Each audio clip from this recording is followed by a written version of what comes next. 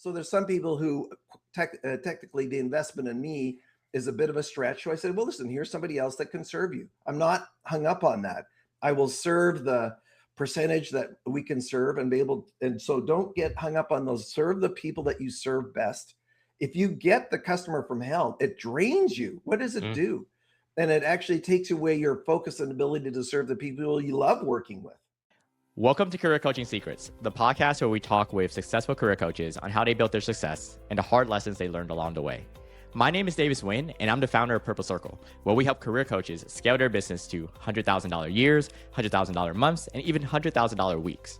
Before Purple Circle, I've grown several 7- and 8-figure career coaching businesses myself, and have been a consultant at 2 career coaching businesses that are doing over $100 million each. Whether you're an established coach or building your practice for the first time, you'll discover the secrets to elevating your coaching business.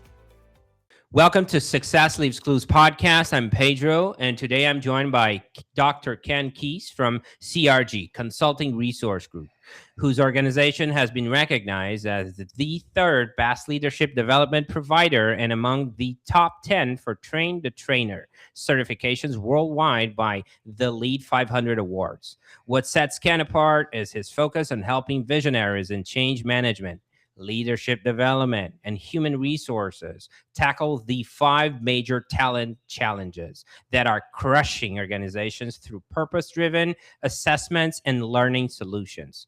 Ken specializes in working with corporate leaders, building elite teams, academic decision makers committed to student success, and workforce development programs helping individuals reintegrate into the job market with renewed purpose. His integrated approach spans leadership enhancement, effective communication, wellness optimization, and dynamic team building, proving that when you address talent development systematically rather than reactively, both individual potential and organizational transformation become achievable and sustainable.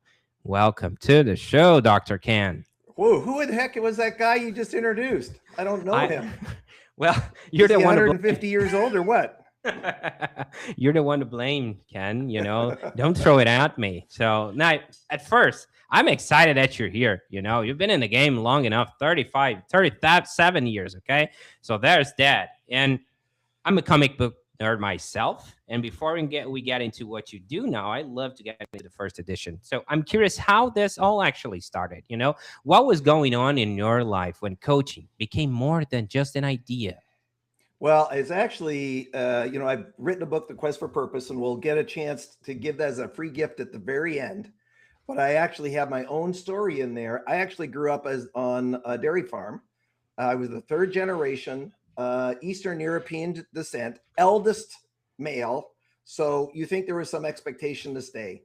So, of course, when I left, I betrayed that whole thing. And I left the farm and I went into agricultural sales. I have a diploma in nutrition and genetics. And so that's one area that I have. And then recently my MBA and PhD. But I actually had my own dairy farm, and I got up one morning and the sun was coming up 5:30. And I said, if I'm here 20 years from now, is that okay? And it said, absolutely not. And so as a result of that, I transitioned from, being my sales position into being a sales trainer. I got connected to CRG, which I now own, which was founded in 1979. So that's 47 years that company's been around. And really, we're dedicated to developing assessments and tools for coaches and consultants to use globally. So I was mentored by that founder. So I started to progress from sales training into leadership training. And then I was blessed in 1992 to be with another partner, a selected trainer for Chrysler Canada, to do all the soft skills development. And within 3 years, they made it the sole source. And in other words, myself and my partner did all the training for nearly a decade for them. Included in that was consulting, coaching, and training on site. So I had clients that I went to see once a month for 4 years as part of that project. So I really scaled my capabilities quickly. And I just realized that if I'm going to develop individuals, it's not just coaching, it's some mentoring, it's some consulting, it's a mix of that. And we need to stay fluid to say in this moment what is needed. And then after 9/11, unfortunately, our contract with Chrysler, which was multiple 7 figures, was canceled. And I came back and purchased CRG, which is really an assessment and tool company that serves your group, Pedro, which is all the coaches and trainers. We have coaches and trainers globally in 30 countries and 13 different languages using our tools to help develop the whole person. So we coined the phrase, developing the whole leader holistically. So it's not any single thing. You notice in the intro it was wellness, because I love wellness. It's leadership skills, it's personality, it's communication, all of these factors, it's self-worth, it's mental resilience. All of these elements work together as a system. And so now this has progressed over owning the company, I guess, 25 years now. I rewrote that, all the content, not bad for a dyslexic guy.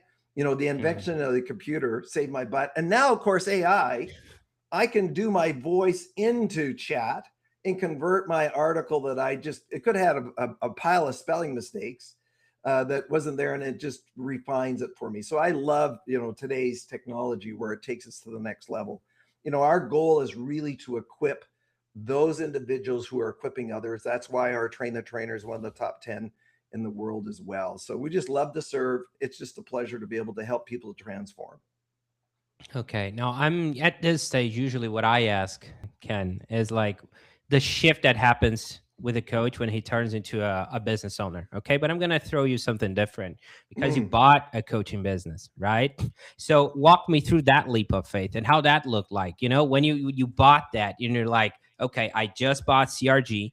How does that look like? Is it an identity shift from coaching or from business owner of a big company? How does that look like? Well, I went from being 200 days a year actually 300 days a year on the road for 6 years. And I had a small family, almost led to my divorce because I was away for 1,500 days in 6 years. So that's a lot. And when 9/11 happened, I mean, it guts you because you have, 12 full-time trainers, you have all this, I was earning 100 grand a month when 100 grand a month was a lot, right? So I'm getting with you a little bit there. I know. But then I shifted my mindset and I said, CRG, I'd actually worked for the company at one time as the VP of marketing. I left it to do this project. So I was familiar with it, was familiar with the owners and the content. And we were one of the top distributors, we call associates of that company. So it was a natural transition. And I moved from a speaker who was doing some writing to an author or to somebody who really does writing and then does some coaching and does some speaking. So I spent 10 years revising the 4 million words of content within the process to say, how can I create legacy in the coaching module world that's beyond myself? And so that was the shift. So our company, we have 14 different assessments, 10 online courses that really enrich people's lives. We want to develop the professional developer. Now, I've done a lot of coaching myself, about 10,000 hours of it. So I've got the experience. What does it take? And I realized that there's no real formula. I've certified in different coaching processes. And then, of course, we certified others. So the shift was, I really want to create tools and resources that leverage learning in any space for anybody at any time, both for consistency. So our personality assessment, the personal style indicator, is the #1 rated tool in the world by participants over the other ones. And I want to give you something that then creates consistency and insight very quickly for you as the coach with your client. I'm doing a retreat for $1 billion company 1 week after this podcast. And we're doing the retreat around their core values. So we have a team values sort, we have an individual values. So now I'm coaching and I'm working with these senior executives of this $1 billion company. What a privilege that is. But it's the tools that are helping to accelerate and create consistency. So I know there's narrative coaching, there's assessment coaching. I believe that the blend is the best. So even my book, The Quest for Purpose, which is a narrative-driven process I went through in 1989 to say, who am I supposed to teach or coach? So I mean, coaches, what's your marketplace? Who are you serving? Are you serving a certain demographic, a certain style person? Is it executives? Is it moms who are single moms or people who have gone through divorce? I mean, are you a business coach? Are you a life coach? These are all questions that if you're in the coaching space, you need to ask yourself, what is the expertise and where does it funnel down to? Where do I serve best? Where's my heart? Now, the other side, and I don't want to get off topic, Pedro, but the other thing from a coaching point of view that I really learned is many times we will take clients when we first get in this space that we shouldn't. So way back when I did some speaking for Mark Victor Hansen and Robert Allen, and they wrote the book 1 Minute Millionaire. And in that, I met a couple that two people who wrote the book Tracking Your Perfect Customer. And in that, they said the number one thing you don't want to do is to coach the wrong client. And we've all had those people where you've just really had the customer from hell, right? A Karen. And what does it do to your energy? Karen. It just drains you, right? And so you need to fire those individuals. Not that long ago, but I mean, even though I teach this 4 years ago, I got a coaching client. We're going to redo his whole group. I should have really paid attention to the fact that he had fired the previous 3 coaches. And once we really got deeper and we're holding them accountable for change, he fired me.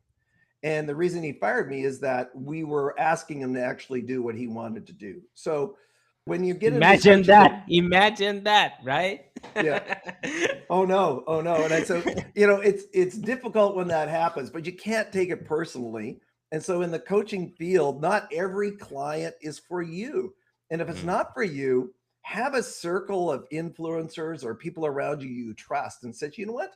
Pedro is really better to serve you. That's his wheelhouse. That's where he serves. That's his energy. That's what he wants to do and work with.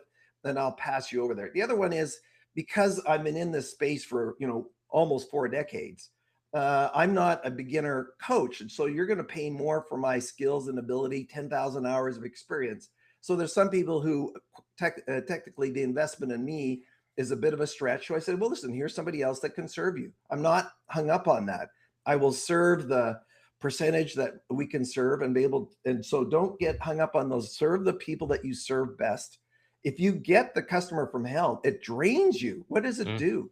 And it actually takes away your focus and ability to serve the people you love working with.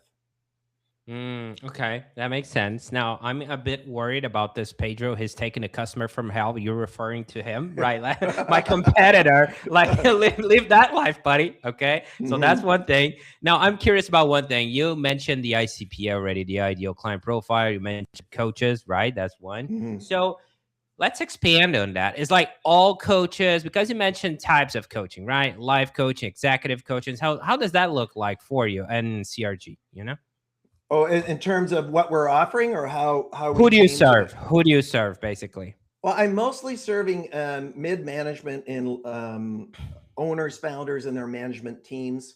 So I just recently, finished a project for a group. It's probably a $50 million company, and the 4 founders were taken over by a VC company, and they wanted the founders needed some help.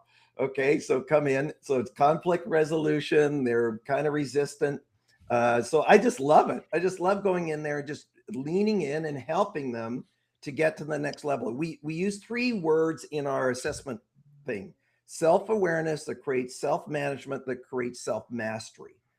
And so we know the research. Most leaders just are really not clear. Now, I will do what I'll call life coaching with executives and people that have been very successful. If you want to retain me for a year to take you, transform your life and do what I call an all-in sort of coaching process, I'll do that.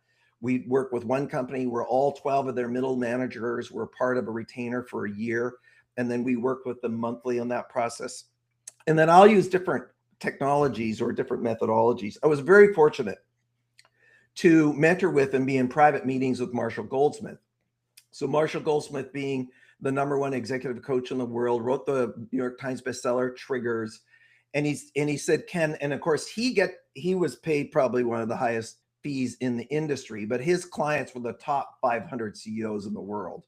So he would work with them. And he basically said, and this is interesting because he's a gifted author and a gifted thought leader, he said, the difference in coaching outcomes was never me, was the client.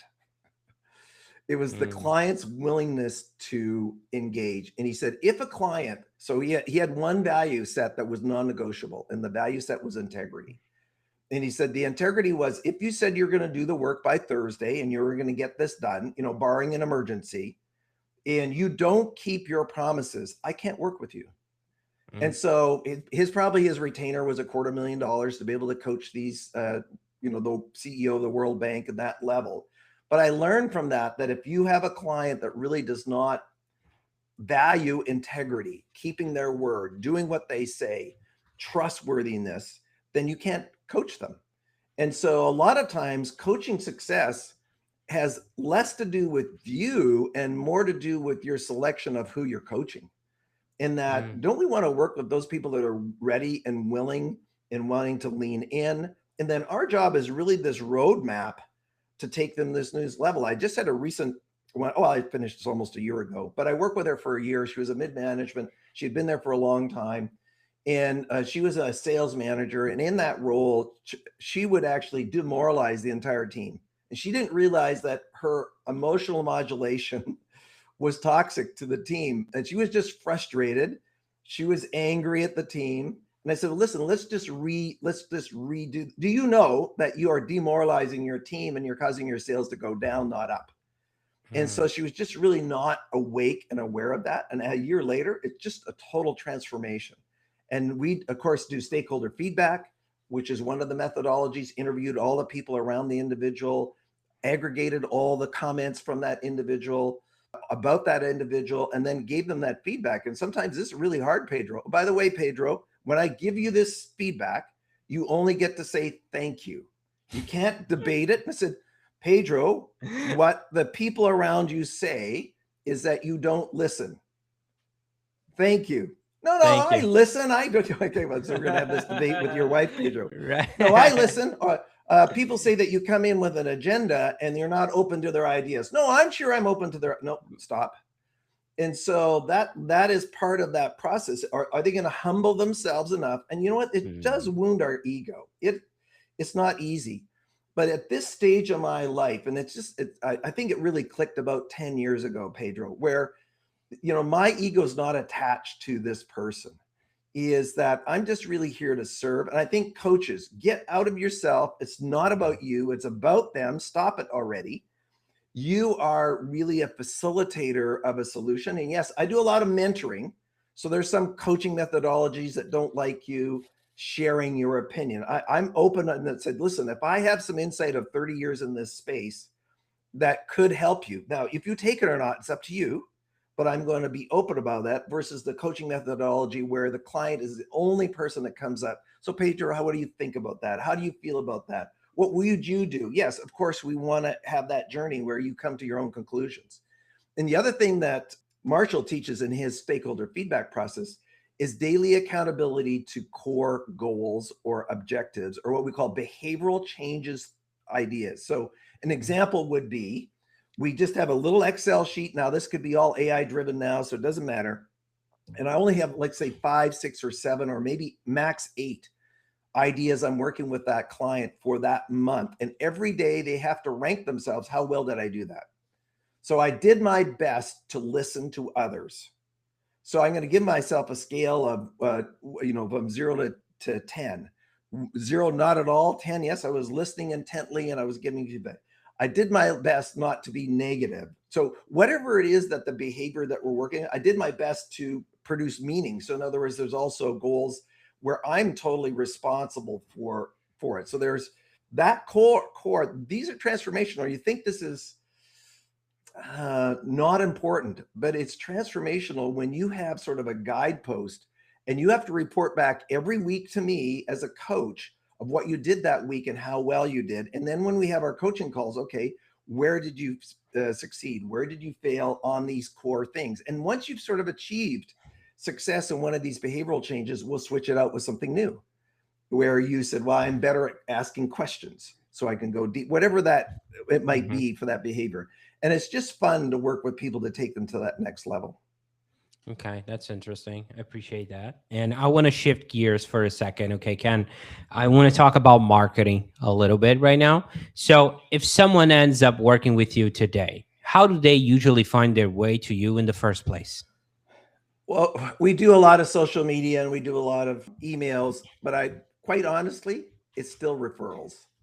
Over 50% of the people that learn about us, they've somebody has used our tools or resources. Like I said, we're in 30 countries somewhere, somehow, and they find out about it through that person. We had 2 people just register for our certification, which is called Professional Mastery and Assessment Certification, where you learn about all our tools and serve others with them.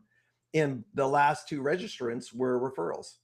And so those individuals, so we want to create an environment. I mean, nothing replaces doing an excellent job for clients. No amount of marketing will make that bad product good. There are some bad products who have great marketing and they've just got this, they've Right. uptake, been, Yeah. I'm talking about the consumer and retail space of things. But in this marketplace, if you've done a very good job as a coach, so an example is one of my clients, we did a retreat for them. They posted that on social media. And then somebody else says, you did work with them, which is like a Fortune 100 company. They posted that and said, listen, we'd like to chat with you. So this reputation marketing, that has kind of been the main thing. We've never dialed in, Pedro, quite frankly, because I know that's your expertise there at your organization, dialed in this sort of outbound coaching lead generation. That is not our expertise. We've never claimed to do that well. We says we're just going to provide an amazing product, an amazing experience, and then we'll get the referrals. Now, we'd love to scale more. And I'd say that you probably have way better ideas about how to grow that than we do. Okay. Well, I appreciate the thought. But now I want to keep doing the exercise, which is like we kind of understood it's through social media, emails, and referrals, right? That's where your leads are coming from. Now, let's pretend I'm your ICP, right? So I went through the entire process. I look at what you guys have. I like, hey, this seems pretty cool, right? I went through the sales process. You can pick a main offer, however that looks like, Ken. Okay. So walk me through, how does it look like to work with you guys, CRG, and what are the potential outcomes I can expect out of it? Well, beautiful question. Because we have such a diverse offering, we have diverse people coming to us. So just think about our tools like a buffet or this great big huge restaurant, and you have this huge menu. So this menu is to nourish you. So our tools nourish people's souls, and so we have an extensive leadership course. So number one, we want to know, what is your objective? We don't want to be your business. We want to support your business. In other words, we want to support your purpose. So if it's an internal developer, example is one of the largest companies in California uses our tools to develop all their leaders.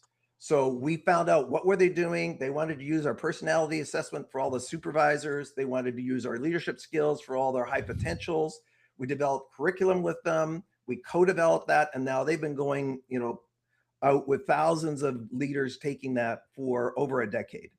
If you're an independent coach, then you come into here, we meet with you and say, well, what are your goals? What are your objectives? Well, I'm a wellness coach. Well, then we have a wellness assessment and a wellness course that's got a framework. How does that serve your wellness coaching business? Can you coach to that? What are some additional things that you want to? So we want to make sure that transforms you. Now, when we talk about business, a lot of coaches, and you know this, that's why you guys exist. A lot of coaches are very good at coaching, but they're not very good at business development.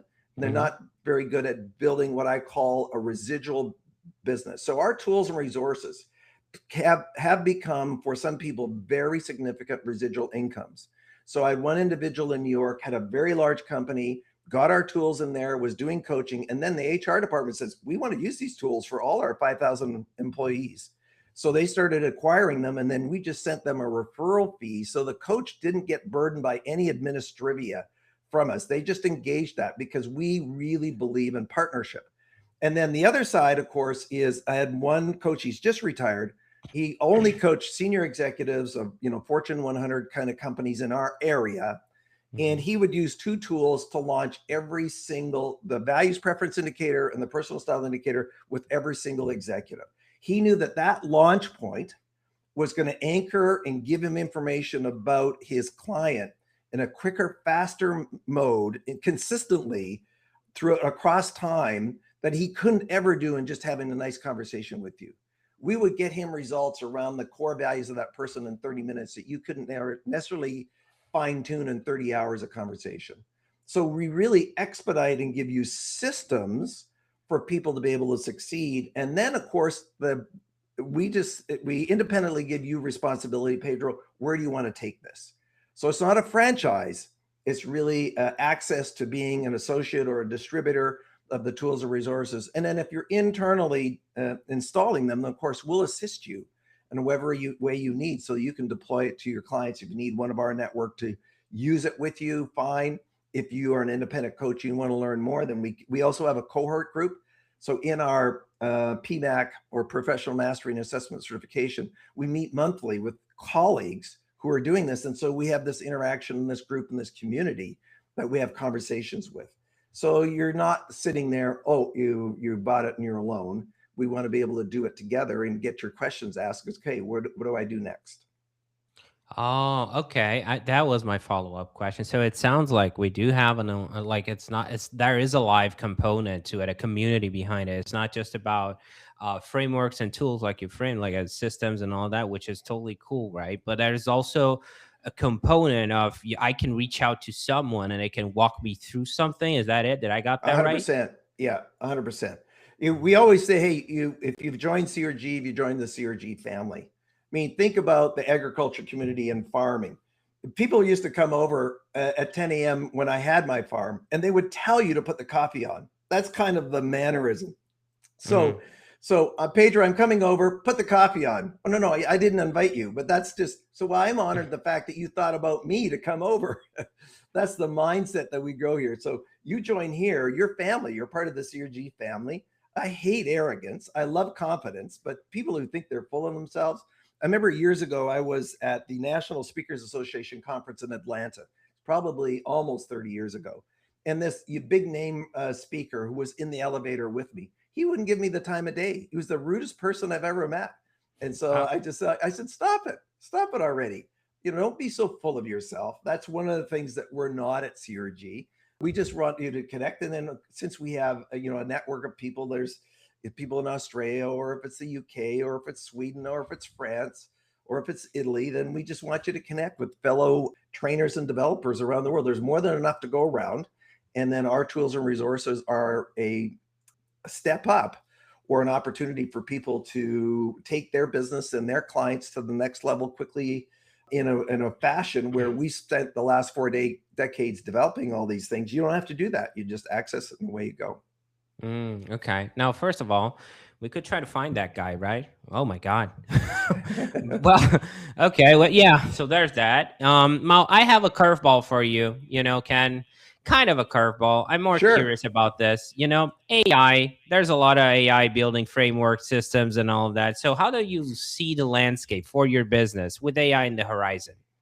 Well, I mean, obviously AI is here to stay, and you could look at it with fear or you could embrace it. So I've had the same CTO for 14 years, blessed that he's there. The reason our company exists is that he's built the million lines of code. And of course, now AI can build code quicker, but still he's done an amazing job. We just met, we're going to be integrating AI into our tools as really a coach to your results. So, and because it's our voice, it's not going to be a generic agent. It's going to be an agent that's going to say, okay, Ken, you just finished the personal style indicator. Here's results. Now you can ask some questions as it pertains to CRG's intellectual property. So here's the reality. And then I speak a lot. I spoke at career development conferences for 20 years. People still need to figure out who they are. And in fact, it's even more important now than ever. So there's going to be jobs that will be streamlined, or even not necessarily go away, but certainly change, as far as you're going to be using AI to be able to do that marketing campaign. I see AI a way to accelerate CRG's presence in the marketplace like we never could before, because we're not marketing experts. But I see AI where it's going to come alongside and it's going to be able to support this. AI is never going to be in your head unless you get that chip. And so I'm not about to do that quite yet. So people still need to figure out what their purpose is, what their values is, what their strengths are, and then make these emotional human decisions where AI can help you with some decision making, but you don't want to give that away. I still need to contribute to that. I still need to go on this journey. And in fact, you need to do that more than ever. I just wrote an article where most AI implementations has failed, like within 18 months, is that leadership is now more important than ever. So we have an in-depth leadership model called transformational leadership. It was our 160-hour university course that we've now converted into an online course and experience. Leadership is going to be more important than ever before. Problem solving, communications, openness. Am I clear about where I'm going? What is my value set? Just as I mentioned earlier, we're doing this retreat for this firm because they had aggregated several companies, bought them together, says, who are we now? Just because you have $1 billion company doesn't mean you have a direction. You still have to have that vision. You still have to have that clarity. AI can't do that for you. So you have to be able to make that decision personally. And then you can use AI and say, okay, this is what I want to do. Chat, find me the best job opportunities with this profile of what I really want to do, because I know myself. AI, chat, use the results from CRG's personal style indicator, values, wellness, self-worth, and leadership skills, and frame out with my purpose results. Frame out the best opportunities for me that I can seek out. What other training do I need to be able to have the highest level of contribution? So these are the areas how we rethink. And not, I mean, I love AI. It's accelerated our course development a lot, but it's still our IP. So I can't think about Gamma and what it's doing for slide development. I mean, the 2000 custom designed graphic slides, probably take a team 6 months to do it. So I love it. Yeah. Yeah, I'm right there with you. I love the way you framed it, right? The lens is not as a threat, is more like how can I use it on my own advantage on CRG, you know? So I really like that. Now, I want to shift gears for a second, Ken, okay? Because I want to talk about future a little bit. So what's the direction you're aiming this business towards? Are you thinking more about growth, leverage, building a team even bigger, or refining what already works? You know, what feels most exciting right now? I'm just finishing the final 2 online courses for our core content. Once all that is done, then the automation of the business with AI over the next weeks and months, and the automation and the AI inserted into the reports to really be an AI coach within our system with our tools and resources. And as far as partnerships, at my stage of life, I'm a grandfather of 5, and I love that.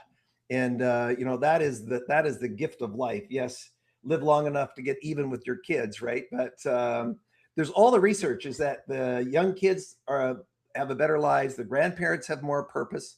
And my kids, we have a great relationship with them. They're just 20 minutes away, and we love it. So yes, I'm always open to partnerships. And even at this stage of my life, I've never publicly said this. I'm open to partnerships who are part of the business, meaning not just like say a marketing partner, but eventually finding other people who love the value set. Our company actually has a faith base. And so we have a foundational faith base. And so that's very, very important to us that our value set and our belief systems are not compromised, because we really want to operate in integrity. And so that process there, and just from there, create this legacy entity where this IP can go on forever with the right leadership around it. And so that's the future, and we're just fine tuning that. We're just trusting sort of the direction on that and where that's going to go. But that's the vision for it. I love how you're building a legacy, despite of like if you're here or not, you want to see this going forward, right? It sounds like this is pretty cool. I really like that. Now let's dive into something different. So I feel like you've been around long enough. We're talking about 37 years, right, in the coaching business, and you're able to see trends come and go. So people give business advice nonstop, Ken, especially online. So much noise out there. So what's something you hear repeated a lot that you think people misunderstand or maybe overvalue? Coaching certifications. Expand. Maybe you didn't want to hear that. One of my mentors is Alan Weiss. He now has a LinkedIn video he does. It's Alan at 80. So he's written over 60 books, and man, he's an in-your-face coach, consultant, mentor. But a lot of times, just because a person has certification doesn't mean that they're competent.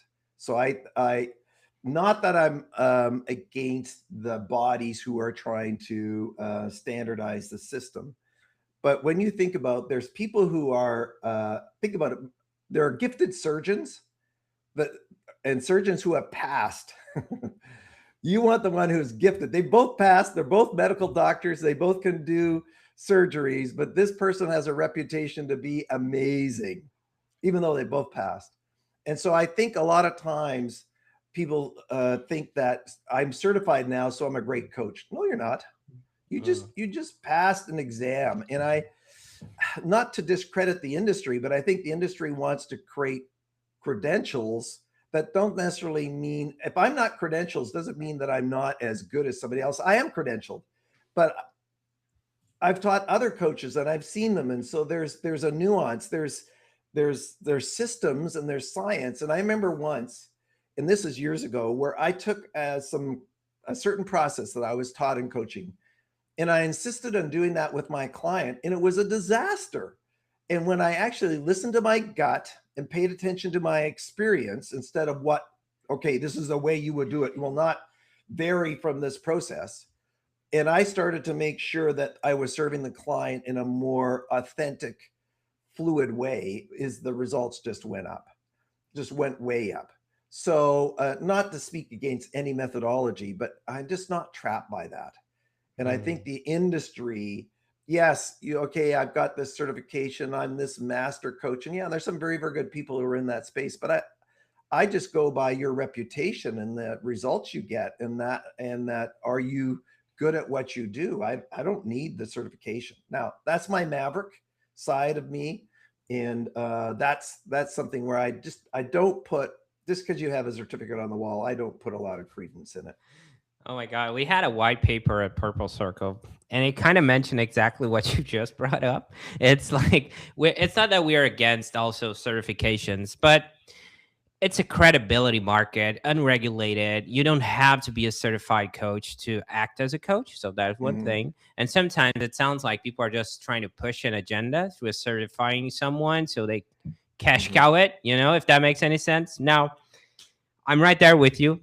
I'm not going to get in too far on that topic, but I'm right there with you. Now, before we close this out, Ken, if someone resonated with what you shared and wants to follow your work, and on the description, we're going to have all the links, but what's the best way to find you and anything else you want to talk about? Okay. So 2 links. First one is CRGleader, LEADER.com is our main site, where we have all our assessments, our certification for coaches or professional developers. You can find everything about our online courses and our IP there. In addition to that, for you as being a listener that's made it this far, we're going to have a free gift to everybody listening today. And that is under my speaker site. And that is Ken Keis, KenKeis.com/purple. I don't know where I got that, but that's a hidden URL where you can go and get my book, The Quest for Purpose. Download the book for free. Now, we have a brand new offer in that, Pedro, that you can book me for 15 minutes if you want to have a conversation with me personally. And at my rates, that's a very good offer for individuals to embrace. So download the book, embrace that. And that's my surprising one, where we're on podcasts and we're really surprised that not as many people sort of read. And so people want to grow, but they don't do or aren't willing to do the work. So just lean into it. So those 2 spaces, crgleader.com, kenkeis.com/purple, you'll be able to get in contact with us. And we'd love to have a conversation. There's no obligation. And if you're a coach or consultant or trainer of some sort, then our tools and resources have the potential of contributing to you transforming your clients and transforming you and your business. This is sort of a statement I make. Your ability to serve others is equal to or less than your own development. So if you're not developed, how can I coach you? How, if I haven't really managed that, the reason I'm able to do what I'm doing, 30 years of beating myself up, of trying to get, develop myself. I have way more work to do. Trust me. If I got Brenda, my wife, on the show here, Ken, he has issues. He has issues. So That being said, as long as we have some fun with it, is that we're always on this journey of development. And so don't get full of yourself. Just our ability to serve others is equal to or less than our own development. And I laughed. Somebody took one of our leadership skills assessments. They thought they were pretty good at all of the stuff, but they had no experience in it and they no background. And so they were pretty puffed up. And that was one of the number one reasons I was coaching him, is that he thought he was God's gift to leadership, but he sucked. So that's where sometimes people are just really not self-aware that they are not capable of doing what we need to do. And that's what we're here for. That's why our professional always have a job. Every sports team has a coach. I mean, these elite athletes, I mean, I think they can do without a coach, but apparently not. So why wouldn't you, as in life or an executive, why wouldn't you be just as important as some athlete? Yeah, that makes sense. There were a few moments from this chat today that really stood out to me. I'll put it like that. I'm going to highlight them right now. So first of all, when we were talking about the origin story, Ken, and you're like, 30 years from now, is that okay that I'm doing this stuff? And you're like, not really, right? So that shows me what a true coach you really are, right? Because you're peeling off true intention. At the end of the day, you want to see where you want to go and if that fits you or not, And also, you mentioned the coaching, when you were talking about the best clients from that coach, the top coach you mentioned, he's like, at the end of the day, coaching is not done it for you. It's done it with you, right? So the best clients are the one that are willing to put in the work. I'll put it like that. Simple as that. 100%. Great reminder.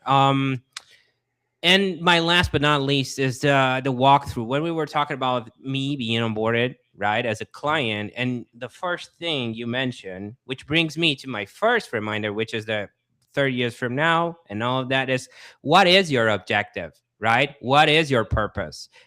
Right, again, back to intention, true purpose. What are we aiming for here, right? When I was about to join your program or your courses and all of that. So this is just my long-winded way of saying, Ken, I appreciate you taking the time and being open with this. It was great having you on. I love your sense of humor. I appreciate it. Some people are just too stuffy. So that's great, Pedro. Right on. That. If we're not having fun, then why are we doing this thing? Yes, I'm going to take myself seriously, but not too seriously. We're going to enjoy the journey. Oh, thank you, Ken. That's it for this episode of Career Coaching Secrets. If you enjoyed this conversation, you can subscribe on YouTube, Spotify, Apple Podcasts, or wherever you're listening to this episode to catch future episodes. This podcast was brought to you by Purple Circle, where we help career coaches scale their business to $100,000 years, $100,000 months, or even $100,000 weeks, all without burning out and making sure that you're making the impact and having the life that you want. To learn more about our community and how we can help you, visit joinpurplecircle.com.